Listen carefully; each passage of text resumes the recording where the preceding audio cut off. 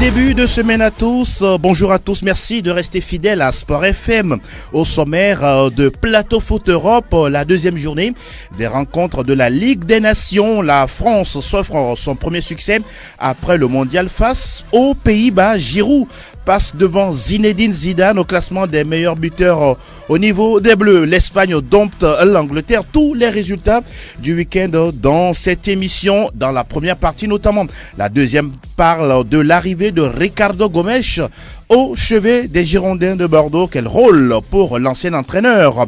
Le thème sportif est également bien au rendez-vous. Les spécialistes nous éclairent sur tous ces sujets. Et pour justement discuter de ces sujets, PFE accueille ce matin Franck Dougnama. Bonjour Franck. Bonjour Folique, bonjour à toutes et à tous. Ah oui, une nouvelle semaine qui débute. Oui, on est fiers de se retrouver, on salue les auditeurs et on rend grâce. Et vivement la bonne santé surtout à nous tous. Surtout. C'est très important. Oui. Salut Albert Loba. Bonjour. En pleine forme? Oui, très bien. Ça se voit, ça se sent dans votre voix. Et nous accueillons ou nous recevons une fois encore, notre cher Ézéchiel qui est de retour de vacances bien remplies. Salut Ézéchiel. Salut Angelo, bonjour à tous. Ah oui, aujourd'hui c'est un jour spécial également pour vous. Eh oui. Bon, on va en parler de toute façon dans cette émission. Roméo Yetuar et Fifi Assobawi sont out pour aujourd'hui. Nous saluons également Elom Adovon qui est chargé de la vidéo de cette émission. Mise en onde, Sa Majesté Pelagé Mekoum, micro Angelo Folikwe, PFE 502, let's go. Nous étions en train de déballer la Ligue des Nations, la première journée le vendredi dernier. Ça s'est poursuivi encore ce week-end. Franck Dougnama, on va commencer avec ce match, on peut dire victorieux, oui, de la France. Une victoire post-mondiale, c'est face aux Pays-Bas, 2-1. On peut dire, cette victoire était très attendue, surtout que le match se déroulait au Stade de France. Vraiment, c'est le premier match au Stade de France après la Coupe du Monde que la France a gagné. Il fallait s'affirmer, il fallait gagner, il fallait faire plaisir à ces 80 000 spectateurs qui étaient présents, puisqu'il y avait derrière la fête officielle de la Coupe du Monde après le sacre la dernière fois en Russie. Donc, je pense que la France a quand même fait le jeu. Depuis quelque temps, il faut souligner que la France n'a plus trop de mal face aux Pays-Bas, alors qu'il y a des années derrière, c'est surtout les Pays-Bas qui gagnent, qui faisaient la différence. On se souvient qu'ils étaient dans les mêmes groupes, je crois, de l'Euro. Et la France a fait la différence sur les deux matchs. Donc c'était quand même, on va dire, un résultat pas très surprenant lorsqu'on voit un peu les buts de Kylian Mbappé et puis ce but enfin de Giroud qui est resté sur 10 matchs sans but.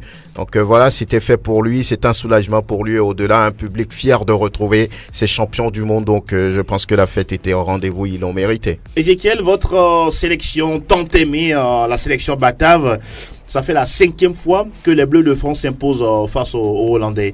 Oui, il faut dire que c'est une équipe qui est depuis un moment en reconstruction, depuis le départ des anciens.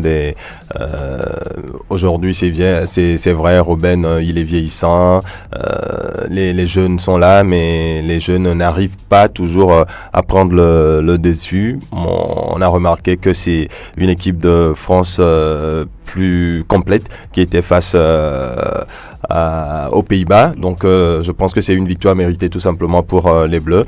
En première mi-temps, on a quand même vu une équipe de France qui a essayé quand même de dérouler, même si on n'a pas eu une équipe convaincante de France. Pour une équipe... Donc vous diront que l'essentiel c'est de gagner. Oui, on attendait peut-être mieux de ces champions du monde, mais ce n'était pas le cas. Je pense même que... cette équipe n'est pas l'image un peu de Didier Deschamps lorsqu'il était il était joueur? Oui, c'est vrai que on s'est toujours posé la question de savoir ce que Didier Deschamps a fait pour qu'on l'appelle grand joueur. C'est vrai, c'est un joueur toujours effacé sur le terrain. Il faisait un boulot ingrat, donc je pense que c'est ce qu'il a aujourd'hui insufflé à cette équipe de France. L'essentiel, c'est de gagner, même si on ne domine pas l'adversaire. Il faut être solide, ne pas encaisser des buts et en marquer. marquer. Je pense que c'est encore ce que l'équipe de France a fait. Mais en deuxième mi-temps hier, on a vu une meilleure équipe des Pays-Bas qui pouvait quand même espérer mieux dans ce match-là. Oui. Mais bon, je pense que la chance des champions du monde est toujours là. Justement, il y a un joueur qui se plaît désormais dans cette équipe, Samuel Umtiti, le défenseur du FC Barcelone. Nous allons l'écouter. C'était très beau, c'était un moment qu'on attendait depuis très longtemps parce qu'on a, direct après la Coupe du Monde, on a partagé, on va dire, un moment qui était très court avec eux et on voulait rattraper tout ça ce soir et on l'a bien fait avec une victoire aussi. Mais je suis content de passer des moments comme ça avec mes coéquipiers, avec les supporters et c'est des moments inoubliables, je pense, dans une carrière. Ah oui, ça fait du bien de passer des moments comme tel avec le public, Armel. Oui, Samuel Umtiti est très content, très heureux d'être français. Oui, bien sûr. Il doit être d'autant plus heureux qu'il y a quelques moments, il n'est pas parti pour être le défenseur, sinon l'un des défenseurs centraux de cette équipe. N'eût été la blessure. Est-ce qu'il doit sa place à la blessure de Koscielny? Oui, à la fois, mais surtout aussi à son travail, auréolé par cette place qu'il a gagnée au sein du Football Club Barcelone. Il le mérite amplement, rien que sur le talent, sur le travail. Maintenant, il a eu aussi la chance de voir l'autre joueur là, Koscielny, se blesser, donc voilà, c'était tout bénef pour lui. Mais je pense que cette équipe de France là, comme l'a dit Franck a lâché un mot très important, elle a su s'affirmer tout simplement. C'est ce qu'on demande aux champions du monde, c'est ce qu'on demande à une équipe qui vient de terminer un parcours extraordinaire, c'est de se faire respecter, de faire respecter la hiérarchie. Mais je rejoins aussi Ezekiel qui a montré que les Bataves n'ont pas été nuls, pas du tout dans ce match-là. Ils ont montré un très bon visage, ce qui prouve que Roman Koeman, c'est ça.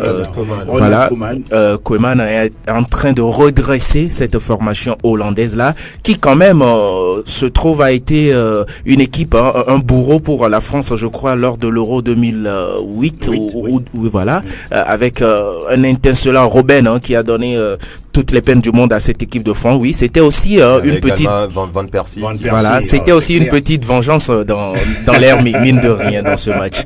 Et on parle de reconstruction du côté de la sélection hollandaise parce qu'il y a très peu de joueurs aujourd'hui hollandais dans les grands clubs européens, à part les Van Persie qui ont migré du côté de la Turquie. Il y a Robben qui reste du côté du Bayern.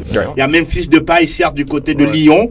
Mais pour l'instant, il a déclaré qu'il a envie d'aller voir ailleurs. Oui. Avec tout le respect qu'il a pour Lyon. Il se trouve, ou bien il se considère comme un joueur étant au-dessus de ce club. Et là, c'est ce que vous pensez. Mais il se trompe énormément. Énormément. D'abord, il avait eu la possibilité d'évoluer à Manchester United. C'est son avis, Armel. Quand même, mais il faut analyser le parcours du joueur. Il avait déjà cette possibilité-là, il ne l'a pas saisi. N'est-il pas ambitieux, ce qui est normal? Bien sûr qu'il est ambitieux, mais il faut aussi du temps pour préparer cette ambition-là. Il ne faut pas se précipiter. C'est un joueur qu'on attendait au sommet. On l'a vu venir, c'est un joueur très talentueux. Malheureusement. Raison de plus pour arriver à United. Justement, mais malheureusement pour lui à United, il a été transparent. On lui a donné le fameux 7. Ça, c'était avec Louis Van Gaal. Oui, mais il n'a pas pu s'adapter, je pense. Et ça a été difficile. Mais aujourd'hui, je pense qu'il a peut-être plus d'expérience et il peut encore essayer dans un autre grand club et peut-être s'affirmer finalement. C'est tout le mal qu'on lui souhaite. C'est un joueur du genre Balotelli. Il a connu le haut niveau très jeune. C'est un joueur people qui aime la fête, peut-être. En témoigne son tatouage dans le dos. Voilà, donc c'est un joueur qui peut-être a été un peu, j'allais dire, trompé par, on va dire, son parcours. Il s'attendait à jouer au plus haut niveau. Il a réussi par Manchester United, mais là, il n'a pas su imposer son jeu, il n'a pas su s'intégrer. Et voilà, il revient à un niveau, on va dire, moins visible. Lyon, la Ligue 1 française, si Lyon va jouer la Ligue des Champions, mais on dirait qu'il n'est pas rassasié de ça. C'est pas ce qu'il veut, en fait. Donc, je crois que il a été trompé par la vie. Ça dit, il aime la fête, il aime les sorties, tout ça. Et voilà. La saison dernière, il a été le meilleur joueur lyonnais, je pense. Absolument. Et donc, c'est peut-être ce qui lui fait penser qu'il est au-dessus des autres. Et très souvent. Il pourra bien se tromper. Mais il faut pas oublier que c'est un joueur qui ne maîtrise pas toujours aussi sa communication. Il sort de ces déclarations-là et sans trop calculé. Donc je pense que c'est un peu ça. Ouais, je pense qu'il doit s'inspirer d'Eden Hazard qui avait fait le même parcours. Il a fait une saison étincelante, mais il a dit je reste à Lille pour confirmer, pour avoir plus de maturité. Et là, à mon avis, je crois que si Memphis Depay partait maintenant, il risque quand même de se heurter à quelque chose de plus lourd. Un grand club, certes, mais il va falloir aussi aller s'imposer là-bas. Et parfois, ça passe par cette maturité-là que, à mon avis, le Batave n'a pas encore. Espérons. Ça peut être le nouveau Zlatan. Oui, pourquoi pas, justement. Espérons qu'il trouve assez de temps de jeu lors de la fameuse campagne de la Ligue des Champions qui démarre le 18 septembre prochain. Autre joueur qui se sent très bien, on peut dire du côté des Bleus, c'est notre ami Pavard de Stuttgart, qui également est très content de retrouver le public français. On a souffert un peu, mais voilà, on a été très très solidaires et ça s'est vu encore aujourd'hui qu'après la Coupe du Monde on lâche rien et on a encore faim de titres. Il fallait mettre le match nul en Allemagne, il fallait le valoriser avec cette victoire ce soir et c'est ce qu'on a fait, donc on a accompli le boulot. Ézéchiel, vous comprenez sa déclaration? On a été très très dans le dur. Oui, les Français n'ont pas eu une soirée facile. Ça, ils le reconnaissent tous. Mais je pense que le plus important, c'est cette victoire qui leur permet d'ailleurs de mieux célébrer leur titre avec le public. Donc, je pense que c'est le plus important. Même si en face, on a eu une équipe qui n'a pas été très réaliste. Hein. Je parle des Bataves qui pouvaient peut-être marquer deux autres buts, mais ils n'ont pas été efficaces tout simplement, et ce qui a permis à la France de s'imposer. Et surtout, comme je le disais en deuxième mi-temps, la France n'a pas produit le même jeu qu'en première mi-temps. Donc je pense que ça a été peut-être un peu facile pour eux en première mi-temps, donc ils sont revenus avec trop d'assurance, ce qui leur a joué un tour, et les Bataves en ont profité pour égaliser, mais malheureusement ils n'ont pas pu marquer ce deuxième but là et ils en encaissent malheureusement. Mais je pense que c'est une équipe qui a de l'avenir, parlant des Bataves, mais il y a beaucoup de travail à faire tout simplement. Franck, est-ce que Pavard Benjamin est parti pour rester un titulaire indiscutable du groupe Didier Deschamps? Pour l'instant, il donne satisfaction à l'entraîneur, c'est ce qui est important. C'est un jeune joueur, pratiquement 22 ans, juste. Il gagne une Coupe du Monde. Il n'était pas attendu dans cette équipe de France. Du tout pas. S'il n'y avait pas des blessures. Quand il a été sélectionné, les gens disent, mais c'est qui ce Pavard? Tout le monde se posait des questions, c'est qui encore ce Pavard? Mais il a tenu, il a donné une certaine confiance et assurance à Didier Deschamps. Vous le connaissez, c'est un dictateur entre griffes. Donc, s'il le fait confiance, c'est que il pense que le joueur peut apporter quelque chose. Donc voilà d'ailleurs pourquoi le Bayern de Munich a mis, on va dire, en attendant une pièce sur ce joueur-là pour le faire venir dans les années à venir. Donc je pense que il est bien parti du moment où il est en forme, du moment où il donne satisfaction à l'entraîneur. Il est bien parti pour rester longtemps à ce poste. Ah oui, autre joueur qui se fait du bien au niveau de la sélection des Bleus, c'est Olivier Giroud, longtemps muet, après pratiquement plus de 900 minutes de jeu. Il a marqué hier. Écoutons-le.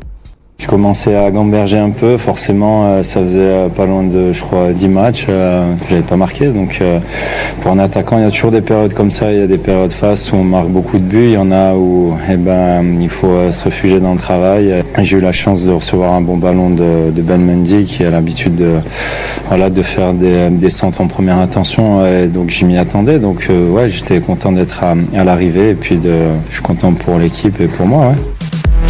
Ah oui, je suis content pour l'équipe et pour moi, hein. Oui. Armel. Ah oui, on sent un peu l'égoïsme. Ouais, je pense au-delà de l'égoïsme, c'est surtout le sang-froid, la mentalité de ce joueur qui me plaît énormément. C'est vrai que ce n'est pas le premier attaquant au monde, hein. Ce n'est pas Suarez, ce n'est pas Falcao, mais c'est Cavani, voilà, mais c'est quand même Olivier Giroud qui a de très bons stats en équipe nationale. Maintenant, il a relevé un point très important. Arrivent ces moments-là aussi où on doute énormément. Et oui, il a douté pendant près, je crois, 10 matchs, plus de 1000 minutes. Voilà, il fallait donc compter le temps additionnel. Il fallait donc marquer ce ce but pour se réveiller, pour se libérer. Ouais. Voilà, ça va lui permettre de se libérer. Mais au-delà de tout ça, je pense que c'est quand même un gros bonhomme.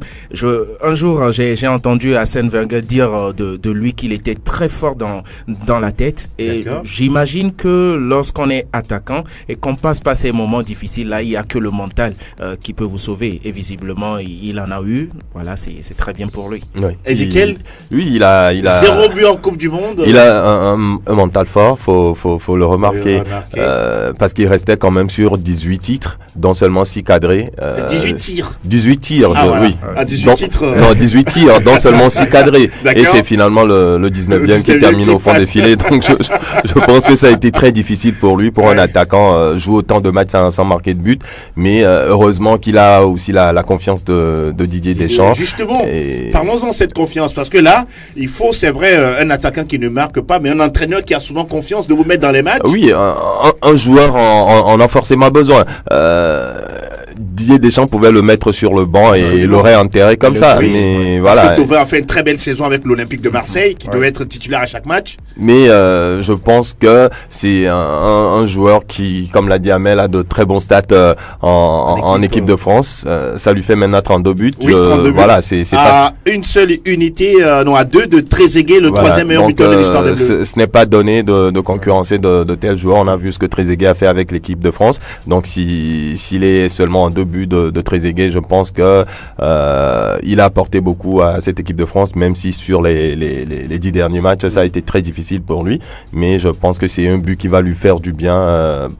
Ce but lui permettra peut-être de se relancer et de retrouver dans les prochains matchs le chemin défilé. Et il en a besoin. C'est un énorme soulagement pour lui, parce que Didier Deschamps ne peut pas oublier Olivier Giroud, parce qu'il répond correctement à sa philosophie de jeu. C'est quelqu'un, pourquoi il ne préfère pas, par exemple, Thauvin, qui a fait une super saison avec l'Olympique de Marseille. Giroud, c'est une puissance physique. Giroud, c'est un bon remiseur de la tête. Et depuis l'arrivée de Griezmann en équipe nationale, ils se comprennent parfaitement bien. Il peut sur un ballon, un coup de tête, on va dire décalé parfaitement Olivier Giroud. Donc, je pense que sur ce plan, il répond correctement à la philosophie de jeu de Didier Deschamps. Parce que c'est pourquoi d'ailleurs, il fait la sourde oreille au-delà des critiques des supporters. Il dit non, c'est lui que moi j'ai envie de mettre et il le met toujours. Donc, le but d'hier face aux Pays-Bas, c'est un énorme soulagement et vous l'avez écouté. Oui. Donc, je pense que Olivier Giroud, c'est un joueur pas technique, qui ne peut pas participer à une construction. Il est là pour mettre un coup de tête, pour décaler un petit ballon pour un coéquipier. Voilà tout ce qu'il sait faire. Si vous lui demandez de construire, d'être technique, ou de dribbler, oubliez ce point-là, il ne peut pas. Donc voilà, Olivier Giroud est bon parfaitement. Il a répondu et je pense que c'est un joueur qui est sur la fin aussi. Il faut le retenir. Ezekiel, je ne suis pas sûr qu'il irait en Coupe du Monde en 2022. Ça a été difficile. Ça a été difficile pour lui, mais je pense que c'est aussi parce que malgré qu'il ne marquait pas des buts, la France gagnait. La France malgré le zéro pointé d'Olivier Giroud, a remporté quand même la Coupe du Monde. C'est ce qui a conforté Deschamps dans sa position, parce que on a un attaquant par exemple comme Benzema qu'on ne sélectionne pas et on a un autre attaquant en pointe qui ne marque pas de but. Voilà, ça, si la France perdait, je pense que pour Deschamps et pour Giroud, ça aurait été super compliqué, mais heureusement que les résultats sont là et voilà ce qui a amené Giroud jusqu'à ce but après 1000 minutes. Et puis il est très chanceux. On le voyait finissant à Arsenal et il rebondit où? À Chelsea. C'est incroyable. C'est quand même incroyable. On reste avec vous, Armel, parce que là, Giroud est en train de talonner 3 autres grands meilleurs buteurs de l'équipe de France. Qui ne sont plus en activité, nous le précisons, Trezeguet, Platini et puis Thierry Henry. Vous pensez qu'il va le faire dépasser Thierry Henry comme meilleur buteur de l'équipe de France? Oui, il peut le faire. Déjà, Trezeguet, je crois que c'est à 2 unités. Thierry Henry, je pense qu'il est à 51 buts, en plus de 50 buts, donc ça va être difficile. Ça va être très difficile, surtout que... Il faut encore jouer 10 matchs avant de... Je ne le vois pas, mais Trezeguet déjà, c'est faisable, oui. C'est faisable. Platini aussi dans une moindre mesure. En tout cas, de toute façon, il aura marqué l'histoire de cette équipe de France. Déjà, compté parmi ces grands joueurs-là pour un modeste Olivier Giroud. Voilà, c'est très bien. Un joueur dont on ne parle pas suffisamment, ou on en parle même, je dirais, très très peu, c'est N'Golo Kanté. Franck Luyama, c'est un monstre physique, ce monsieur. C'est l'un des meilleurs joueurs à ce poste-là, si ce n'est le meilleur. Voilà. N'Golo Kanté. Il y a rien à dire. Tout le monde est d'accord sur la performance de ce joueur. Un joueur de poche, petit de taille, mais qui réalise un énorme boulot, le sale boulot comme on l'appelle. Donc tous ces coéquipiers de l'équipe de France sont quand même reconnaissants, sont d'accord que c'est un monsieur qui apporte énormément au groupe, au collectif. Et de l'autre côté des Blues également, on est sûr d'une force. Voilà pourquoi d'ailleurs on n'a pas laissé partir N'Golo Kanté. Sinon, il y a plusieurs clubs qui étaient derrière. Le Paris Saint-Germain en l'occurrence, qui a d'ailleurs proposé 15 millions d'euros pour saison, chaque saison. Donc je pense que Didier Deschamps a eu la chance d'avoir, on va dire, de l'or voilà, dans son milieu de terrain. Et rien à dire aujourd'hui, N'Golo, c'est le top. Et dire que N'Golo Kanté joue au même poste que Didier Deschamps à l'époque. On n'a jamais parlé autant de Didier Deschamps, donc allez-y comprendre. Et lesquels on va s'intéresser à un autre match qui a été également disputé en week-end. C'est l'Angleterre qui recevait l'Espagne. Finalement, ce sont les Three Lions qui se sont inclinés 1-contre-2. Oui, l'Espagne, même si l'Espagne n'a pas fait une très bonne Coupe du Monde, l'Espagne reste l'Espagne puisque les talents sont là, les joueurs de qualité, il y en a plein dans cette équipe espagnole. Construire le jeu ou posséder le ballon, on sait que c'est la force de cette équipe espagnole qui ne change jamais. Avec un nouvel entraîneur, oui, Luis Enrique. Donc depuis l'arrivée de Luis Enrique, on sait que c'est un entraîneur qui aime aussi garder le ballon.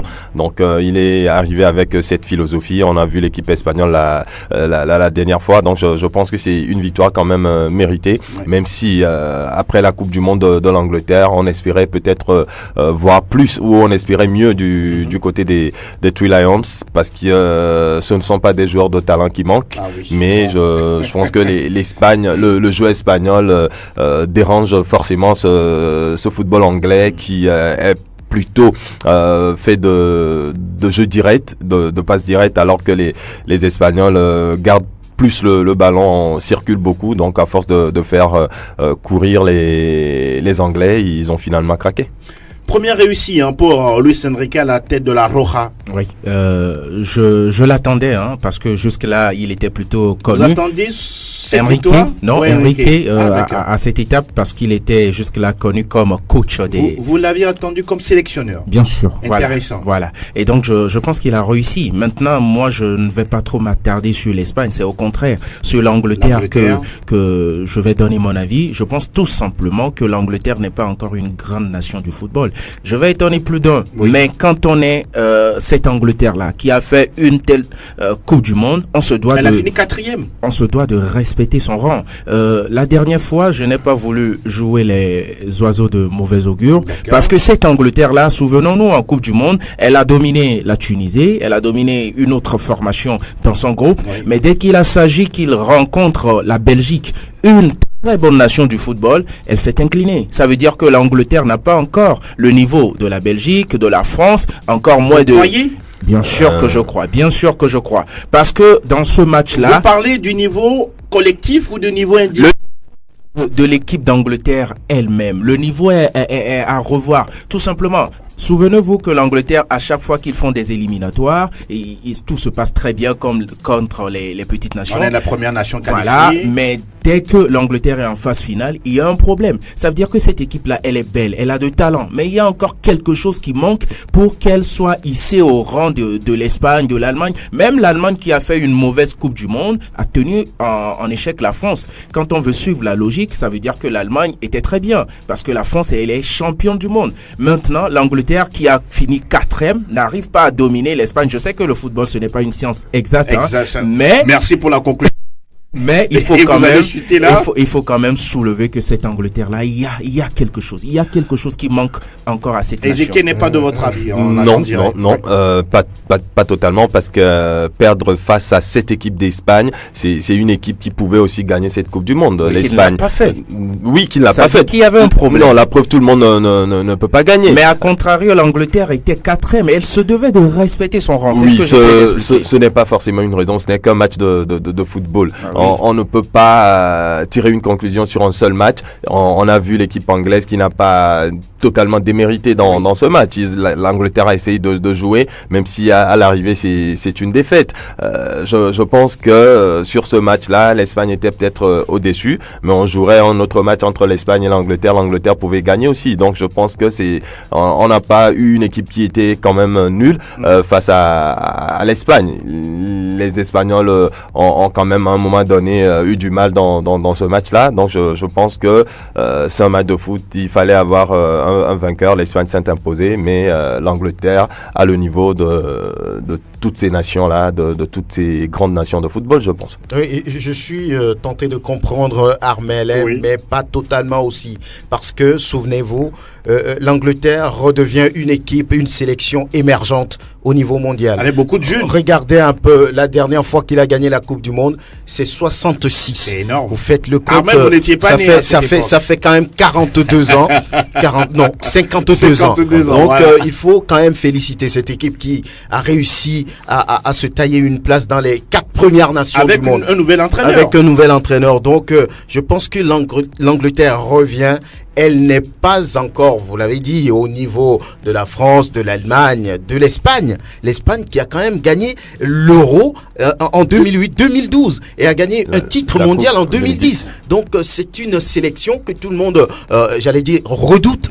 Donc, pour avoir perdu, on va dire en 8e de finale de la Coupe du Monde, cela ne fait pas de la Furia Roja une équipe, une petite équipe. Donc, il faut reconnaître quand même qu'en face, c'est quand même l'Espagne. Donc, l'Angleterre tente de revenir au sommet. Mais pour l'instant, c'est de très jeunes joueurs qui sont en train de redonner confiance aux supporters. Donc, on peut quand même leur tolérer cette défaite parce que quand même, l'Espagne est au-dessus. Ah oui, de jeunes joueurs comme Lucio, Rashford, John Stones. Franck n'a que, commenter tout ce que j'essaie d'expliquer. Ah bon? Justement, c'est une équipe émergente. Vous citez avec votre déclaration, puis on passe à autre chose. Elle est émergente. Elle n'a pas encore le niveau de l'Allemagne, de l'Espagne. C'est ce que j'essaie d'expliquer. D'accord. De toute façon, ils ont encore le temps de progresser. On va s'intéresser à l'Allemagne après le nul face à la France qui fait une belle victoire face au Pérou.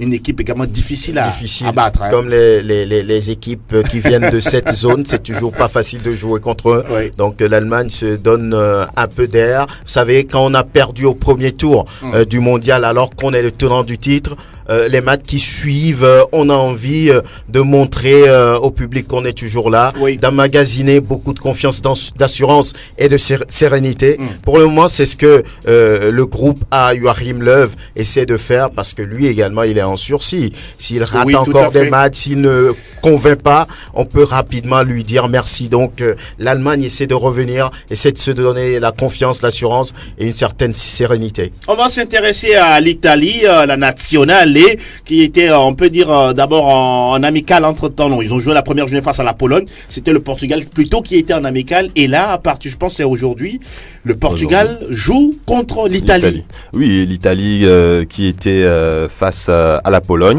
Mais l'Italie n'a pas été très convaincante face à la Pologne, plutôt très entreprenante. Mais on peut quand même noter quelques satisfactions, à l'instar de Gianluigi Donnarumma qui a sorti de très belles arrêts. L'entrée fracassante de Federico Chiesa, le fils du légendaire Enrico Chiesa, bien sûr. Il a été d'ailleurs à l'origine du penalty qui a permis à Jorginho de marquer le but réducteur, puisque Zelensky avait d'abord ouvert le score pour la Pologne en première mi-temps. Et puis un but partout à l'arrivée, je pense que c'est un score qui permet à la nationale de conserver son invincibilité à domicile. La dernière défaite à domicile remonte à un match de qualification de l'Euro 2000. C'est pas face à la Suède. Hein. Non, c'était face au Danemark. Voilà. Exactement. C'était face au Danemark. Donc ça fait quand même une série de 45 matchs pour l'Italie à domicile sans défaite. Il faut le faire. Intéressant. Armel, vous voulez réagir par rapport à cette équipe de l'Italie qui également renaît? Moi, c'est la Pologne qui me déçoit parce que la Pologne était une équipe sur laquelle on mettait beaucoup de pièces avec son goléador, Lewandowski.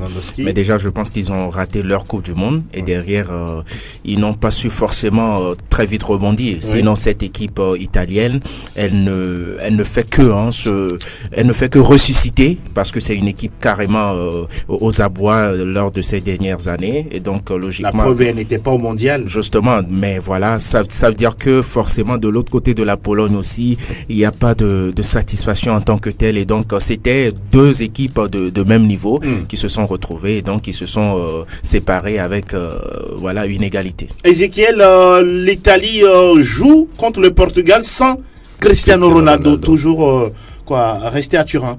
Oui, s'il faut suivre la logique, le Portugal qui était à la Coupe du Monde, l'Italie n'y était pas. Oui. Mais je pense que pour l'Italie, ce n'était qu'un faux pas, hein, si l'Italie n'était pas à la Coupe du Monde. Parce que en revoyant de près les matchs de l'Italie, c'est peut-être une équipe qui arrivait à dominer l'adversaire, mais n'arrivait forcément pas à marquer des buts. Et avec une défense passoire. Hein. Voilà, c'est comme ça que l'Italie est restée sur le carreau. Mais avec l'arrivée de Montini, il essaie quand même de reconstruire cette équipe, de faire confiance aux jeunes.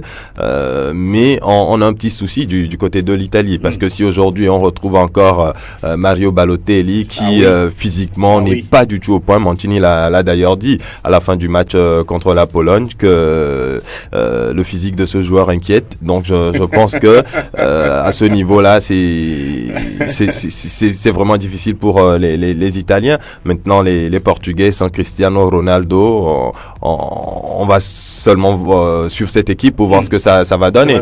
Puisque sans Cristiano Ronaldo à la Coupe du Monde, on se demande bien ce que le Portugal aurait produit. Donc, parce qu'on se rappelle qu'en 3 matchs, il a marqué 4 buts. 4 buts, oui. C'était énorme quand même. Voilà, donc le Portugal sans Cristiano n'est pas forcément la même équipe. On va voir peut-être si son absence va plutôt galvaniser les jeunes qui vont se transcender dans ce match-là. C'est la grosse interrogation, donc on attendra de voir. De toute façon, on suivra ce match-là et d'ici vendredi, on reviendra sur les résultats de ce match entre le Portugal et l'Italie, match qui se joue cet après-midi, justement. Nous nous intéressons à présent à Ricardo Gomes, un ancien de la maison des Girondins de Bordeaux. Rappelons à la rescousse. Franck Dougnama, justement, que vient-il faire, Ricardo, du côté des Girondins de Bordeaux? Ce qui est important déjà, c'est qu'il n'est pas allé dans l'inconnu. Il connaît très bien la maison de Girondine. Oui. Ricardo Gomes qui a fait également les plus belles pages de sa carrière avec cette équipe-là. Exactement. Il l'a entraîné d'ailleurs. Il y a, on va dire, 11 ou 12 ans. Voilà. Il revient dans une maison qu'il connaît. Et il connaît, on va dire, la mentalité girondine. Et il a envie quand même de gagner des choses. Et lorsque vous suivez un peu sa première déclaration, c'est que nous avons un bon groupe, nous sommes dans la zone rouge, on peut rapidement redresser ça. Quand il dit ça, il le dit en tant que joueur, ancien joueur, en tant que quelqu'un qui a déjà entraîné cette équipe-là, et je pense que il peut faire quelque chose du moment où il rappelle aussi Patrick Colter, qui avait été son ancien collaborateur à l'époque où il entraînait l'équipe. Donc je pense qu'on peut lui faire confiance, on peut, on va dire, mettre à ses côtés le bénéfice du doute. Parce que quand même une équipe qui est dans la zone rouge, pour remonter tout ça, il faut d'abord un discours qui quand même rassure les joueurs, qui leur redonne cette confiance qu'ils ont perdue. Donc je pense que il peut aider les Girondins. Armel? Oui, je pense que Ricardo, c'est un très très bon entraîneur qui, comme Franck l'a dit, a fait beaucoup de bien à cette équipe girondine.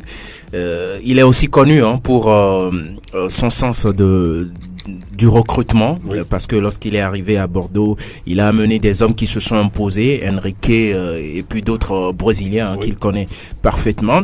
Le seul couac pour moi au niveau de cet homme, c'est qu'il a réalisé des prouesses qui se trouvent déjà dans, à l'âge de la pierre taillée. Mais est-ce qu'on se base pas sur ce qu'il a fait pour le ramener à la maison? Justement, on se base sur ça, mais il faut dire que le temps où il a réalisé cela, à mon avis, le football a beaucoup changé. On parlait de 11 ans déjà, ça veut dire qu'il y a pas mal de réalités qui ne sont plus les mêmes. Maintenant, la question, est-ce qu'il va pouvoir s'adapter aux nouvelles réalités? C'est sur ce point-là que moi je l'entends. Sinon sur le talent, sinon sur la valeur de l'homme, il n'y a pas de doute. Il peut apporter quelque chose à cette équipe, surtout qu'il a déjà fait la maison. Il connaît très bien ce qu'il peut apporter de précis pour redresser ce bateau-là qui coule. Ézéchiel, on sait qu'il y a souvent un aspect très important dans les clubs. Il y a un groupe de joueurs et il n'est pas arrivé au bon moment pour pouvoir aller en recruter pour faire une belle suite de saison. Qu'est-ce que vous attendez de ce Ricardo Gomes? Non, mais je pense que Eric Bédoué est toujours là. Oui, en tant que intérimaire. Oui, et son adjoint Colter est aussi justement confirmé. Donc lui, il sera là en tant que manager général du club. Donc le but, c'est de remettre ce club à l'endroit, puisque Bordeaux est actuellement 19e. Donc ça peut être... c'est le but d'ailleurs, c'est comme il connaît bien la maison, d'épauler ceux qui sont là, et Bédoué et Colter pour... il ne sera pas il ne sera pas sur le banc. Ligne, hein. Non, il ne sera pas sur le banc, mais il sera manager du club.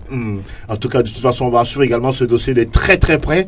Ah oui, la maison bordelaise pour l'instant est en fissure. Espérons que, ou bien en petit feu, Ricardo Gomes vient en tant que pompier. On suivra ça de très très près. Et nous ouvrons une autre fenêtre, celle du terme sportif. Nous intéressons à un mot très intéressant, très important dans le jargon footballistique. Avec vous, Ezekiel Ayataye, on découvre ce mot. Oui, il s'agit de la parade.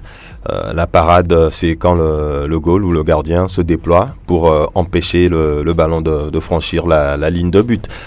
C'est un arrêt, mais il ne capte pas forcément le ballon. Il repousse tout simplement, ou il bloque pour que le ballon ne franchisse pas la ligne. Donc, quand on parle de claquette, mais c'est aussi une parade. C'est empêcher le ballon de franchir la ligne, mais dévier le ballon ou l'écarter de la ligne de but. Ah oui, c'est souvent des actions, des images assez extraordinaires. Impressionnantes. On découvre impressionnantes lorsqu'un gardien arrive à réaliser des parades. On se souvient encore de la parade de Hugo Lloris, par exemple, à la Coupe du Monde. Je crois que c'était face à l'Argentine. Oui. La dernière fois avec Areola, il a sorti de super parade face à l'Allemagne. Donc c'est toujours extraordinaire, spectaculaire lorsque le gardien intervient comme ça et qui empêche le ballon de rentrer au fond des filets. Armel, vous avez déjà réussi ça? Moi pour la parade, j'ai souvent une image en tête, c'est celle de Gianluigi Buffon face à Zidane en 2006. En Coupe du Monde. Cette tête sur la tête de Zidane. Cette tête-là que l'Italien va chercher, ça c'est une parade, parce que on dit souvent que ce n'est pas le joueur qui rate le but, c'est le gardien qui arrête le ballon tout simplement. Et donc je pense que c'est des choses très très impressionnantes, ça donne des frissons et ça nous fait lever aussi de nos sièges là de voir des parades comme ça. On voit souvent des gens qui ont la tête entre les deux mains, disent c'est pas possible. Et comment est-ce qu'il va la chercher cette balle? Mais aussi question de parade, il faut avoir une certaine lecture de jeu, Ezekiel. Oui, il faut avoir une certaine lecture de jeu, il faut avoir aussi un bon réflexe. Oui, tout à fait. Voilà, parce que on n'attend pas forcément ces ballons-là, mais on est obligé d'aller les chercher. Donc, il faut être également physiquement au point pour pouvoir réaliser ces gestes-là. Ce n'est pas donné en tout cas, c'est toujours difficile à réaliser. C'est justement pour ça que quand des gardiens arrivent à le faire, on est tout simplement content, ému de voir ces gestes-là. Mais on parle également de parade. Comme ce que les Bleus de France ont fait sur les Champs-Élysées. Oui, voilà, c'est également une parade avec le trophée, le bain de foule. Voilà, c'est une parade. Et puis des parades, souvent les gardiens donnent aussi de leur personne, de leur chair humaine. Et là, on se sacrifie. Oui. Justement, si on voit aujourd'hui Peter Cech porter un gant, je ne sais pas. Un casque. Voilà, un casque à la tête. Oui, Peter Cech, le gardien. Voilà, c'est parce qu'il a voulu aller chercher ce fameux ballon là face à Liverpool. Et depuis il est condamné. Ah oui, il est condamné à porter ce casque. On le reconnaît assez facilement dans un match de football. Petr Cech. Et on s'intéresse, on s'intéresse à quelque chose de particulier aujourd'hui. Oui, un des spécialistes est tout simplement en train de célébrer son anniversaire et on lui fera simplement plaisir. Vous savez de qui il s'agit, vous, Armel? Bien sûr. Ah d'accord. Vous n'avez pas encore dit le nom, donc gardez ça pour. De retour dans le studio Messan Niamey où se déroule cette émission Plateau Foot Europe numéro 502 avec en point de mire cette belle mélodie Bohemian Rhapsodies de The Braids pour souhaiter un magnifique anniversaire à notre collègue de tous les jours, le spécialiste, j'ai nommé Ezekiel Ayataye. Ezekiel, Ah oui, hein, c'est votre jour de bénédiction. Vous êtes né un 10 septembre. Oui, un lundi. Un lundi? Oui. Ah, justement. Voilà. C'est quand même curieux, là. Ça tombe très bien. Pile poil, hein. Ah oui, c'est un jour heureux. Ouais. Un an de plus, voilà. C'est un jour heureux, un jour triste pour moi. Mais Oui, bon, oui, voilà. je vois. On va la garder beaucoup plus joyeuse, hein. Armel? Oui, Ezekiel, il est un peu curieux hein, comme personne. Voilà, mais c'est quelqu'un de cool. Et puis voilà, j'aime surtout son silence. Oui. Quand on attend qu'il parle, il ne parle pas. Voilà, voilà, c'est ce que j'aime le plus chez lui. Joyeux anniversaire et plein de bonnes choses dans ta vie. Allez, Merci. Franck Nugnama. Non, tout le meilleur à Ezekiel, tout le meilleur, surtout santé, hein, parce que quand on l'a pas, on peut rien faire. Donc aujourd'hui, il a un an de plus, ça veut dire que l'Éternel lui a rendu grâce. Donc toutes les bénédictions possibles et surtout que le Très-Haut puisse lui permettre d'avoir tout ce que son cœur désire. Ah oui. Surtout d'abord la santé, hein, parce que c'est ça en capital, premier. hein. Si on l'a pas, on peut rien faire. Voilà Donc, pourquoi il est merci. présent. voilà, joyeux anniversaire. Il est présent en tout cas. autour de Ouais, nous merci. ce matin parce qu'il est en très bonne santé après des vacances bien remplies, hein, n'est-ce pas, Ezekiel? Bien sûr. J'ai eu de très belles vacances. Ah oui, ça fait du bien. Hein. Ouais, ça on fait recharge du bien. des batteries. J'ai profité de la famille. Ah oui, ça fait énormément de... Ezekiel, il y a certains qui demandent s'il n'y a pas à manger. Donc... On mange à midi. On mange à midi, naturellement. On mange à midi. Et Armel, on va profiter de ces petites minutes qui nous restent pour saluer les inconditionnels de cette émission. Oui, d'abord encore joyeux anniversaire à Ezekiel. Je salue Zarif, Julien Adalité du groupe, Léon Segbati, les Barcelonais, Jude, Amos, et voilà, Delanov, tous ceux qui sont des inconditionnels de cette émission. Oui. Et un coucou particulier ce matin à ma maman. Oui. Voilà, j'ai pensé à elle et je lui fais une dédicace. Super, c'est bien noté pour vous. Maman, bonjour à vous, Franck Nugnama. Et bonjour à tous les inconditionnels de cette émission, ils sont toujours là avec nous et ça nous encourage à faire mieux. C'est quelque part une pression positive. Ah oui, Donc bonjour à eux. Et, on rappelle que on a besoin absolument. du public sportif mercredi après-midi au Ah stade oui, de la Jeunesse Club d'Agoué justement, pour les justement. demi-finales du tournoi Du Trophée tournoi. Sport FM 13h. JCA CJ Mounas, c'est un derby Oui. de la préfecture d'Agoué. Et Absolument. puis à 15h, le tenant du titre ASOTR qui joue contre Swallows. Voilà. De véritables matchs à suivre en tout cas. Ezekiel, Je dis merci à tout le monde et agréable journée. merci, il a été très très court. On va saluer au passage Gordo, Sika, Mustapha, Tao, Ashraf, Dagan de Madrid. Mille merci pour tout ce que tu fais pour l'équipe de Plateau Foot Europe. Nous disons également bonjour à Yvette Clousset et sans oublier tous ceux qui sont sur la plateforme Fan PFE. Sans oublier également Fifia Sogbavi et Roméo Yetor qui ont été, on peut dire, empêchés ce matin. Nous rappelons que le gagnant du dernier jeu, Nounyanké, il n'est pas encore passé rechercher son prix. Donc le prix l'attend toujours. À lui de passer au secrétariat de Radio Sport FM pour le retrait de son prix. Ezekiel. Oui, il y a aussi Roga Broom d'Atiegou qui D'accord. souffle aujourd'hui. Roga Broom. Oui, Ah qui oui, souffle une bougie. C'est un nom assez fort. Joyeux anniversaire à lui. Bonjour à Rodrigue Mekoudi aussi. Ah oui, Djeshia. Tchéchia. Voilà qui est dit. On va se souhaiter une belle journée de lundi et surtout très belle semaine de travail à tous. Merci Armel d'être passé. Merci, c'est moi. Franck Nugnama. Ça a été un plaisir, excellente semaine. Merci également à Ezekiel Ayataï. Le plaisir est partagé. Nous, on va continuer la fête à la maison. Merci également à Eloma Dovon qui a assuré la vidéo de cette émission que vous pouvez retrouver sur radiosportfmtg.com. La mise en onde est signée Sa Majesté Pélagie Mekoum.